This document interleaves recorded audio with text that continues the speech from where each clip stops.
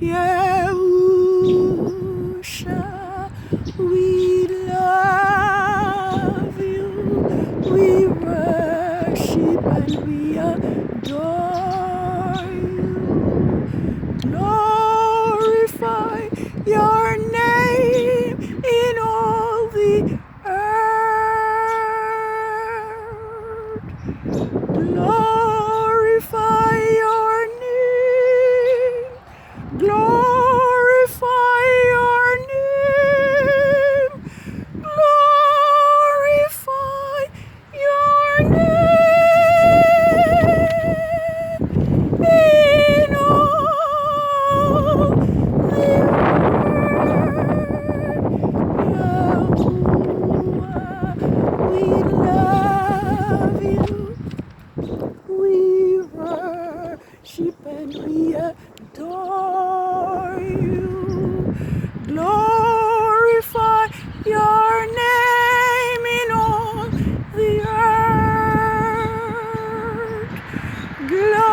Glorify your name.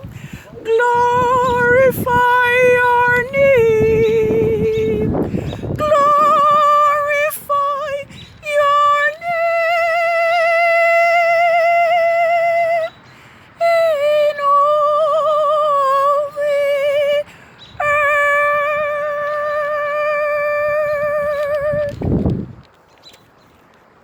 Sing unto Yahweh our strength. Make a joyful shout to the Father of Jacob. Raise the song and sound the timbrel, the sweet sounding lyre with the harp. Blow the shofar, ram's horn at the new moon. Blow the shofar at the time appointed, in the full moon, the day of the solemn feast. For this is a statute to Israel and the law of the father of Jacob. Psalms 81 verses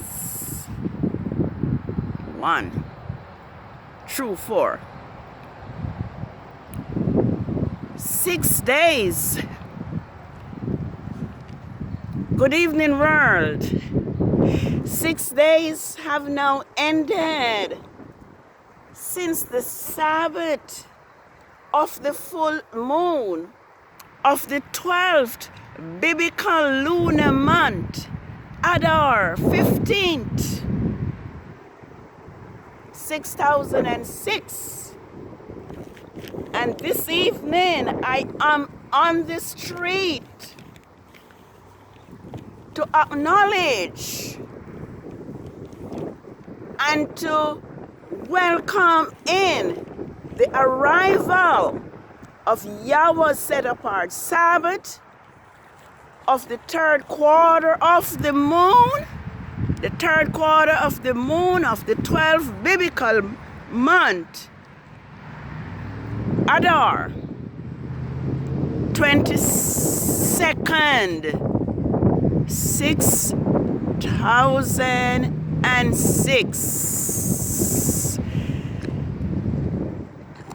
This evening I want to pause to give glory and honor to Yahuwah, our Heavenly Father, for His faithfulness towards us, for His mercy which endures forever. We want to give Him thanks that He has not kept us in the dark of what He is about to do to this world, and to send a warning to His people so that His people can be prepared for what is coming upon the face of the world. This evening I want to pray that Yahweh will protect His people, those whom He have sealed. because it is my belief that the possibility is that Yahweh has already sealed his people to protect them from the plagues which is coming upon the face of the earth. And so this evening I am here to acknowledge the arrival of Yahweh's Sabbath. It is a cold evening and there is clouds overhead, no sunset, no visible sunset. But this is Yahweh's Sabbath of the third quarter of the moon. And if the clouds, weather permit it, in the morning you will behold the third quarter of the moon, declaring that Yahweh's Sabbath is here. Holy Sabbath, day of rest, by who shall richly blessed, it to us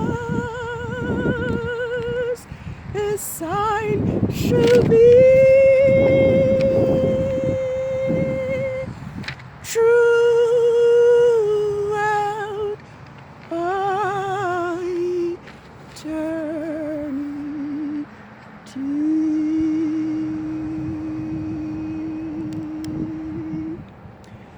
Thus the heavens and the earth were finished. And on the sixth day, Yahweh ended his work which he had made, and rested on the seventh day. Therefore, Yahweh blessed the seventh day and hallowed it. Genesis 2, verses 1 to 3. Yes, we are living in dangerous times, serious times. We are living in the time when nations are distressed and perplexed because of what seem to be the plagues that are being poured out upon the earth. But this evening, I am thankful that Yahweh has not sent judgment, or will not send judgment upon a nation or upon a people without first blowing the shofar, without sounding the alarm, without blowing the trumpet, and see to it that the watchman delivers the warning. I'm going to look at Luke 21, and I'm going to read a few verses. And it says, and there will be sign in the sun, and in the moon, and in the stars, and on earth distress among nations in their perplexity at the roaring and the surging of the sea. Men's courage failing them for fear because of the dread of those things which are coming upon the earth. For the powers of heaven will be shaken. And when they will see the Son of Man coming in the clouds with power and great glory, so then these things begin to come to pass. Then look up and lift up your heads, because your redemption is near. Now we are in a state of, as it were, panic because of this coronavirus, which is plaguing the nations. Deaths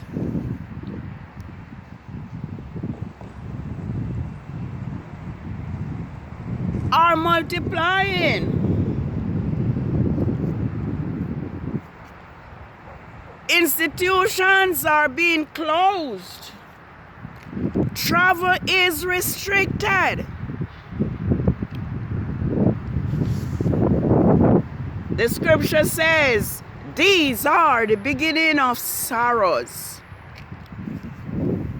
But the truth is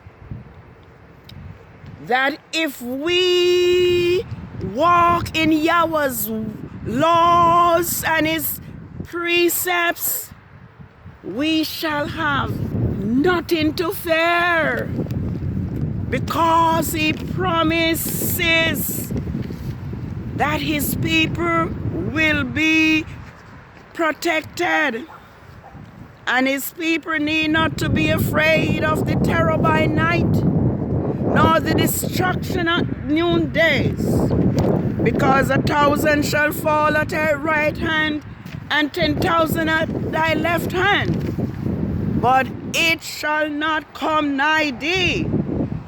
Only with thine eyes shall thou behold, and see the reward of the wicked. I'm going to look at this verse, which I believe has probably taken place already.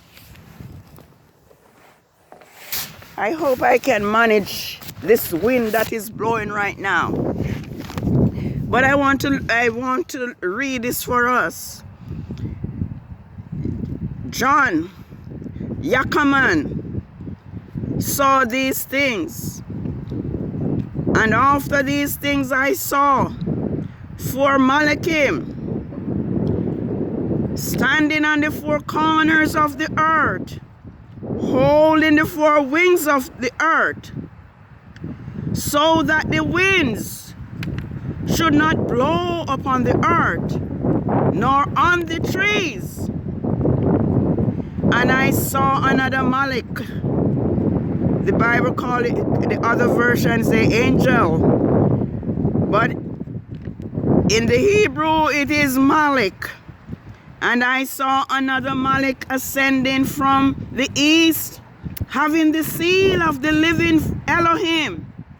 And he cried with a loud voice to the 4 Malachim, to whom it was given to hurt the earth and the sea, saying, hurt not the earth, neither the sea, nor the trees, until we have sealed the servant of our Father in their forehead.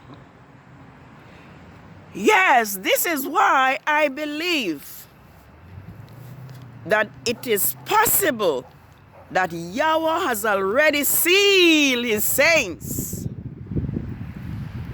And so His people need not to be afraid, because Yah has possibly placed His seal upon those who are His.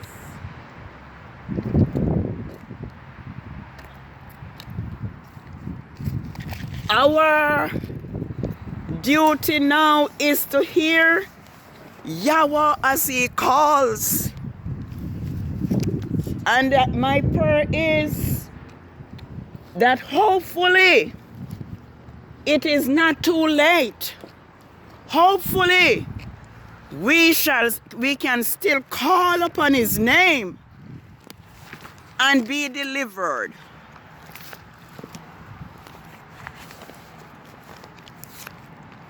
I saw where the abomination had become so grave in Jerusalem in the time of Ezekiel, so much that Yahweh had to send a message to those who sigh for the things that were taking place in Jerusalem at that time. And I think if the wind allow me, I would like to read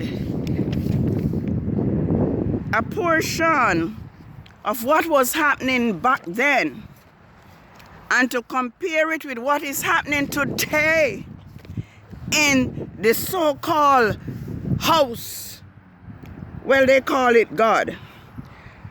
But I'm going to read a verse for us, because Yahweh has been calling his people for a long time to come out of Babylon. But no one seemed to be taking heed. It says, let's go at verse 16 quickly. And he brought me into the inner court of Yahweh's house. And behold, at the door of the house of Yahweh, between the porch and the altar, were about 25 men with their backs towards the house of Yahweh, and their faces turned to the east, and they worshiped the sun towards the east. Then he said to me, have you seen this, O son of man? Is it an insignificant thing to the house of Israel to commit abominations which they commit here? For they have filled the land with violence, and they have returned to provoke me to anger. For truly they have put the branch to their nose. For this will I deal with fury.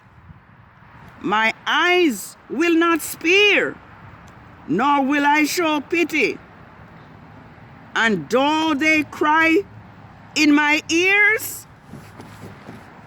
will I, with a loud voice, I will not hear them. Verses 9, and I'm going to read a little more. Then he called out in my hearing with a loud voice, saying, let those who have charge over the city draw near, each man with his weapon of destruction in his hand. And behold, 6 men came from the direction of the upper gate, which faces north, east of, which faces north, each with his deadly weapon in his hand. And one man among them was clothed with linen, and he had the writer's inkhorn in his hand.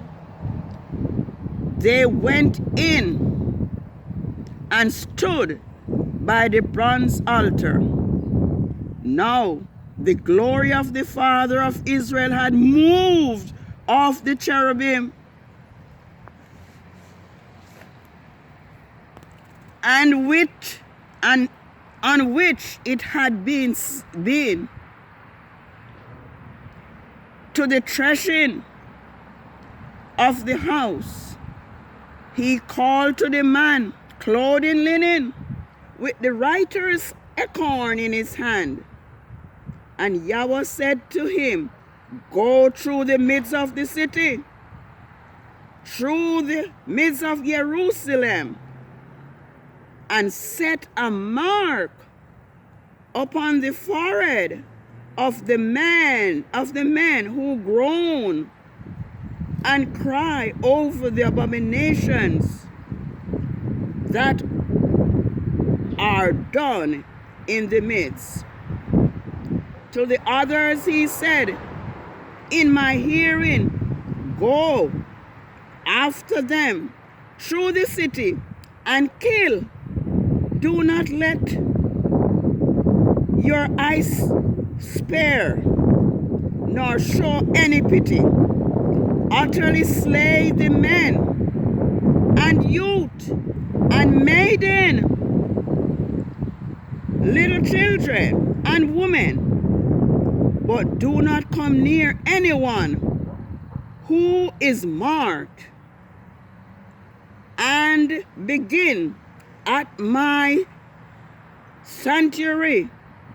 So they began with the elders who were in front of the house of Yahweh. Then he said unto them, pollute the house and fill the court with the slain. Go out. And they went out and killed in the city. And so it was that as they were killing,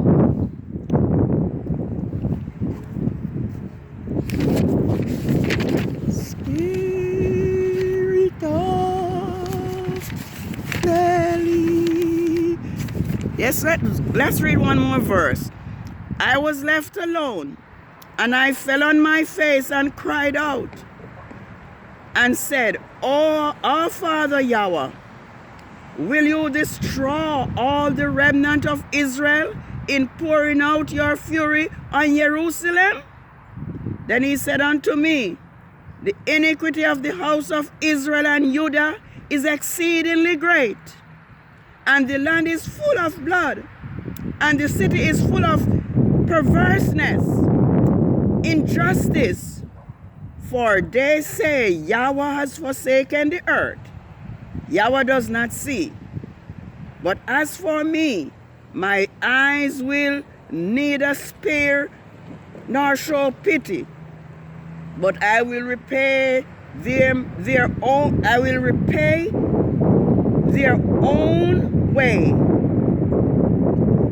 I'm going to read this again. But as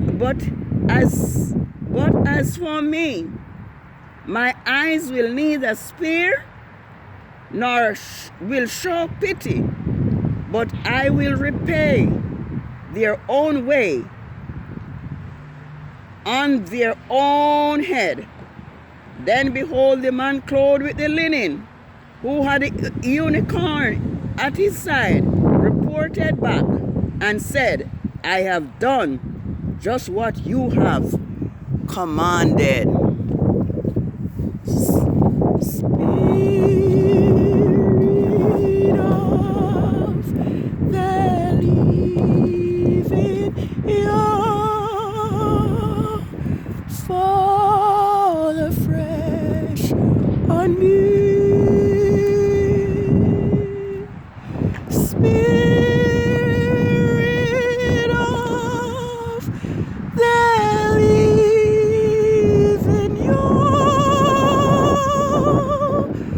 fall fresh on me. Break me, melt me, mold me, fill me. Spirit of the living Elohim, fall afresh on me.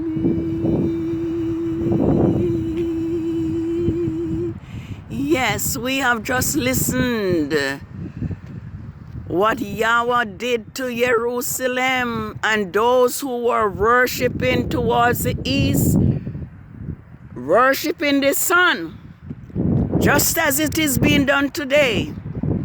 People are worshiping on Sunday, worshiping the sun, transgressing the law of Yahweh,